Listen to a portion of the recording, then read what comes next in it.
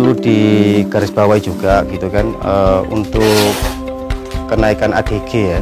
Kenaikan ADG itu adalah dipengaruhi oleh beberapa faktor ya. Jadi bukan berarti dengan pakan kita yang kita anggap itu bagus gitu kan, serta-merta kita akan mendapatkan ADG sesuai dengan target kita gitu kan.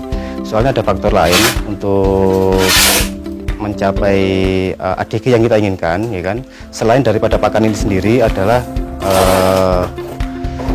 dipengaruhi oleh treatment kita. Jadi treatment kita juga dari berasal dari awal, yaitu kualitas dari bibit kita. Jadi untuk ADG itu dipengaruhi oleh kualitas bibit tentunya gitu kan, terus juga dari kualitas pakan, juga terakhir juga dari kualitas treatment kita gitu kan.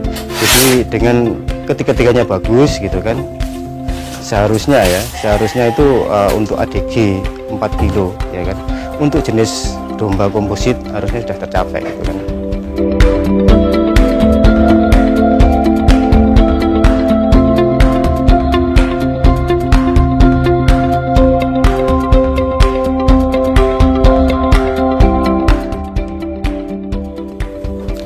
Assalamualaikum warahmatullahi wabarakatuh. Halo sobat peternak,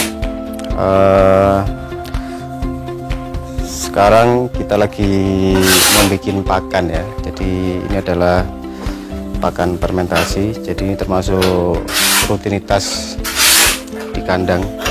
Jadi normalnya untuk saat ini kita membuat pakan ini setiap 2 minggu sekali ya.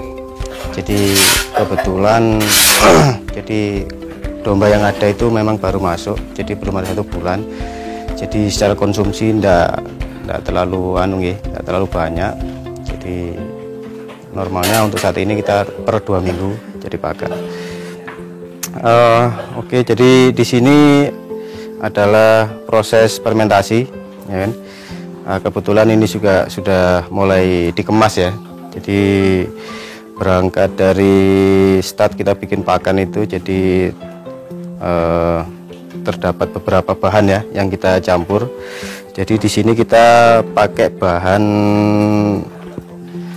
yang pertama adalah serat ya. Jadi serat di sini saya pakai rendeng kangkung yang pertama, yang kedua adalah selamper ya, selamper jagung. Yang ketiga adalah kulit kopi dan titen dele ya. Jadi untuk seratnya seperti itu.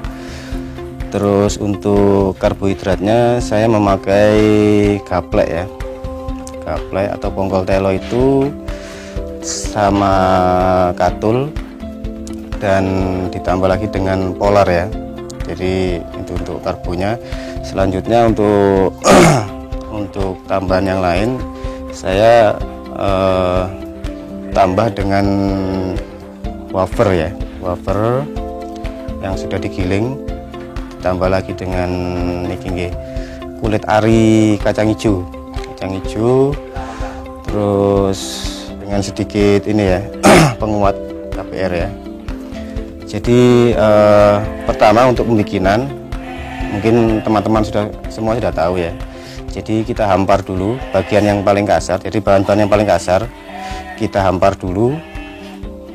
Setelahnya nanti kita hampar untuk yang bentuknya lebih halus ya. Jadi harapannya kita model seperti itu, jadi pada saat proses mengaduknya itu lebih cepat homogen ya, lebih cepat bercampur dengan yang lain gitu kan. Oh ya, juga sebagai tambahan tadi lupa saya, jadi termasuk kita pakai molase juga. Jadi molase ditambah lagi dengan probiotik ya. Di sini saya pakai probiotik E4 ya. Tapi itu bukan berarti ini ya, jadi harus pakai E4. Jadi semua probiotik mungkin kurang lebih juga sama gitu kan. Cuma kebetulan di sini saya pakai E4 saja gitu kan. Jadi seperti ini yang kita lihat. Jadi normalnya setiap kali bikin saya selalu berkapasitas 1 ton ya. Jadi 1 ton. Jadi harapannya kita punya stok yang cukup ya, yang cukup sehingga tidak terlalu sering membuat pakan gitu kan. Ya normalnya untuk bikin 1 ton gini saya mengerjakan 2 orang ya kurang lebih 2 atau 3 jam selesai. Ya seperti kita lihat setelah dihampar kita kasih air. Jadi untuk air itu untuk takaran itu kurang lebihnya itu tergantung dari bahan yang kita campur ya. Jadi kadang-kadang ada bahan itu yang lebih dominan menyerap air ya. Cuma secara prinsip, jadi patokannya adalah antara 25-30% kadar air pada saat kita meraduk seperti ini ya. Jadi untuk 25% itu parameternya kita bisa melihatnya dengan ini tes yang sangat sederhana. Itu contoh seperti ini ya. Jadi pakan itu kita genggam erat seperti ini. Jadi pada saat kita lepas seperti ini, nah jadi pakan itu langsung jatuh atau ambiar ya. Jadi tidak nempel di tangan kita gitu kan. Jadi kurang lebihnya seperti itu. Jadi itu untuk mengetahui kadar airnya gitu kan. Soalnya kalau ini pakan terlalu banyak airnya, biasanya itu pada saat kita gumpal kayak gini masih lengket di tangan gitu kan. Jadi tidak bisa langsung jatuh seperti ini ambiar gitu kan. Secara teori ya, jadi sejauh saya tahu memang ada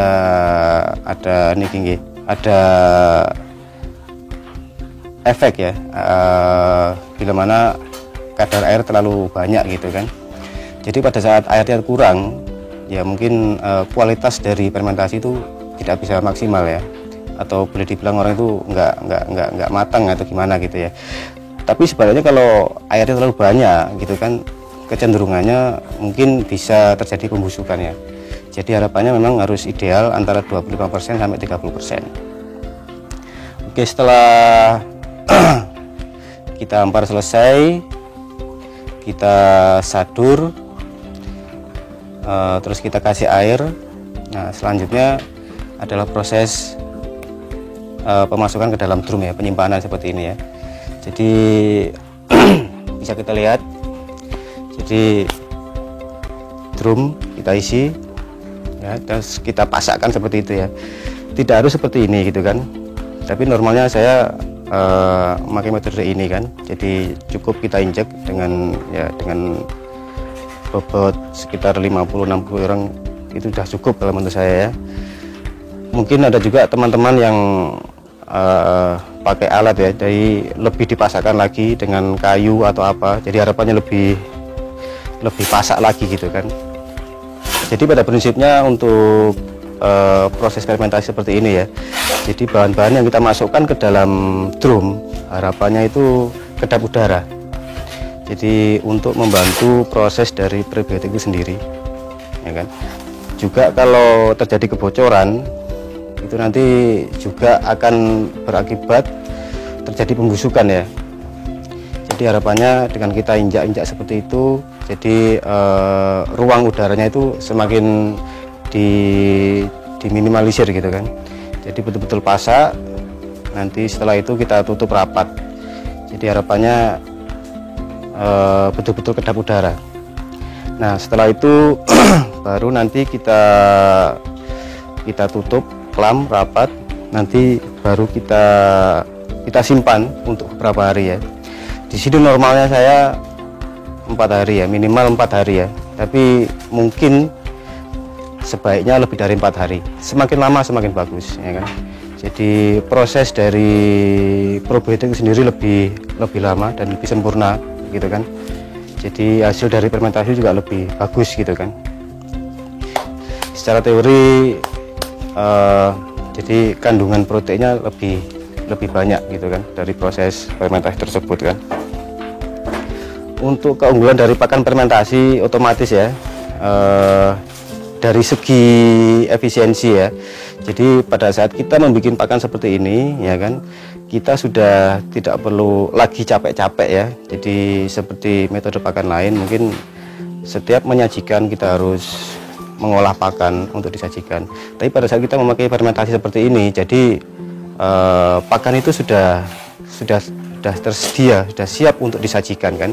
Jadi upaya kita untuk menyajikan pakan itu tinggal ngasihkan pakan aja, tidak perlu ribet-ribet lagi untuk ngeraduk pakan atau pakan sejenis lainnya gitu kan. Dan yang kedua adalah untuk pakan fermentasi ini ya. Jadi selama penyimpanan kita bagus di dalam drum seperti ini, jadi ini bisa bertahan lebih lama, ya, lebih lama tentunya kan. Secara teori ada yang bilang sampai 1 tahun ya, tapi saya belum pernah sampai 1 tahun. Tapi saya percaya bahwasanya kalau memang penyimpanan itu lebih bagus, tidak ada kebocoran, bisa bertahan sampai 1 tahun. Jadi setidaknya kita aman. Jadi selama kita punya stok pakan fermentasi, untuk pakan kita sudah tercover gitu kan. Jadi kita tinggal menyajikan aja. Juga dari ini kualitas bahan pakan yang kita sajikan itu dengan proses fermentasi ini, itu kandungan nutrisi dari bahan-bahan tersebut juga semakin meningkat. Jadi lebih bagus. Ya tentunya dari faktor bahan ya. Jadi faktor bahan yang kita sadur seperti ini, kualitas bahan bagus dengan cara yang benar, dengan penyimpanan yang benar, ya itu akan lebih maksimal hasilnya nanti untuk disajikan ke ternak kita. Jadi dengan pakan yang ada ini ya kan, alhamdulillah ya.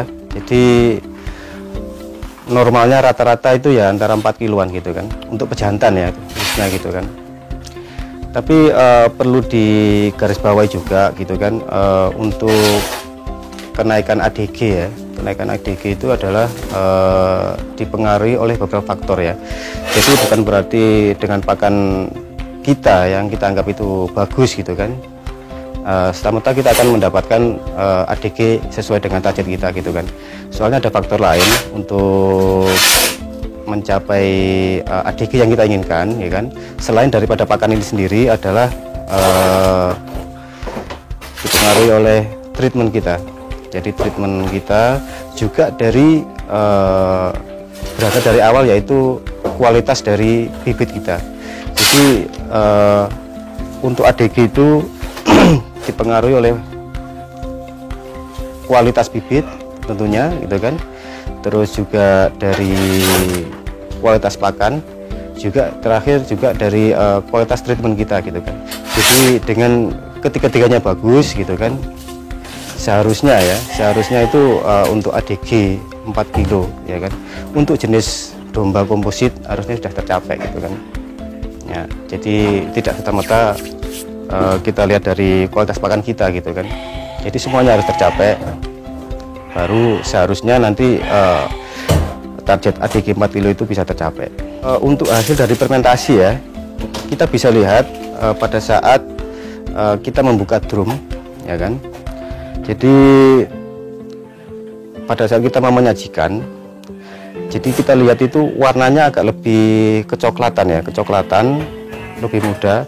Terus dari baunya ya, dari baunya. Jadi fermentasi itu kan istilah Jawa itu kan dibacem ya. Jadi harapannya itu memang di situ ada proses, di mana proses itu sendiri akan termasuk kinerja dari probiotik itu sendiri ya, dari bakteri itu kan. Jadi secara bau nanti akan seperti ini ya, agak kecut gitu ya. Tuh ya, kecut ya, mungkin lebih dominan harum atau seperti itu ya. Itu kalau kita mau lihat secara visual gitu kan. Dan itu boleh dibilang kita berhasil gitu ya. Tapi kalau hasil fermentasi kita gagal, kita juga bisa lihat dari ini ya, dari fisik itu biasanya ada jamur di situ ya, ada jamur. Terus yang kedua, baunya itu tidak kecut ya. Jadi kayak baunya itu menyengat ya, menyengat kayak busuk gitu kan. Nah, kalau terjadi hal seperti itu lebih banyak ya, penyebabnya itu karena kebocoran ya. Jadi pada saat penyimpanan kita itu kurang rapat ya untuk sil-silnya yang di atas itu kan.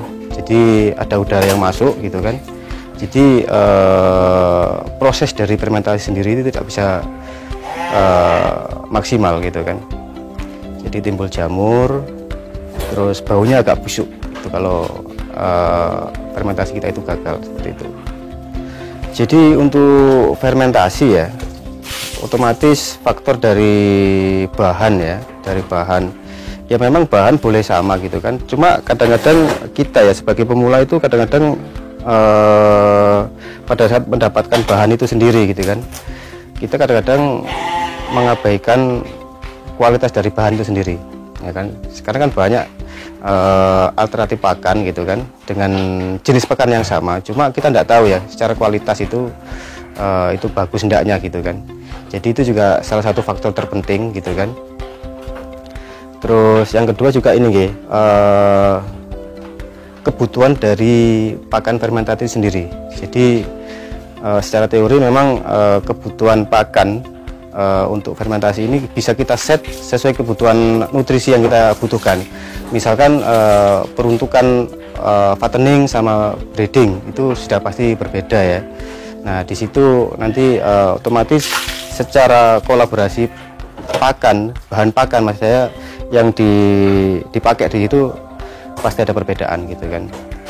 Ya sudah pada umumnya gitu kan, untuk fattening itu kan memang lebih dominan untuk kandungan nutrisi untuk PK-nya khususnya itu lebih tinggi ya, PK sama karbohidratnya gitu kan.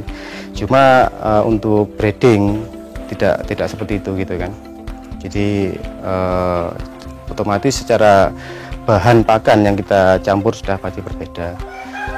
Juga secara otomatis juga, maksudnya secara cost untuk pembikinan pakan juga tidak sama gitu kan. Jadi untuk fattening biasanya lebih mahal ketemunya per kilonya pakan gitu kan.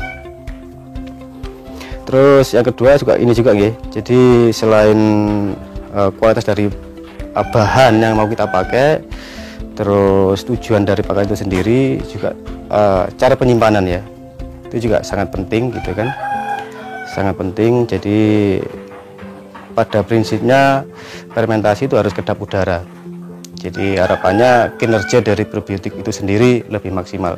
Untuk pakan fermentasi sebetulnya bahan yang kita pakai itu sangat bervariasi ya, jadi tidak harus seperti bahan yang seperti saya pakai ini gitu kan. Banyak sekali alternatif yang bisa kita pakai ya kan. Tapi setidaknya untuk bahan pakan seperti ini kita harus tahu nilai nutrisi yang kita inginkan gitu kan. Jadi kita bisa mencari alternatif apa. Soalnya kadang-kadang kendala kita untuk bikin pakan yang sering terjadi adalah ketersediaan pakan gitu kan. Jadi antara kelangkaan barang atau harga ya, otomatis harga gitu kan. Jadi setidaknya kalau kita tahu kandungan dari perbahan itu sendiri, kita bisa mengkolaborasikan di mana itu nanti bisa menunjang nilai nutrisi yang kita inginkan gitu kan. Jadi untuk bahan pakan tidak harus seperti ini ya kan. Jadi pada prinsipnya sama, semuanya sama gitu kan. Jadi kolaborasi dari beberapa pakan, nanti kita kita campur dengan probiotik, terus kita simpan seperti ini ya, seperti itu. Jadi banyak sekali alternatifnya ya. Mungkin sekian dari saya ya kan. Juga untuk pakan ya, jadi jangan pernah menyerah untuk belajar ya, belajar mencari alternatif yang lain. Soalnya dengan kita lebih banyak belajar dengan menggunakan alternatif lain, maka kita akan jadi lebih banyak tahu. Jadi kita tidak harus terfokus dari salah satu bahan yang ada di seputar kita saja. Mungkin sekian dari saya, teman-teman semua. Wassalamualaikum warahmatullahi wabarakatuh.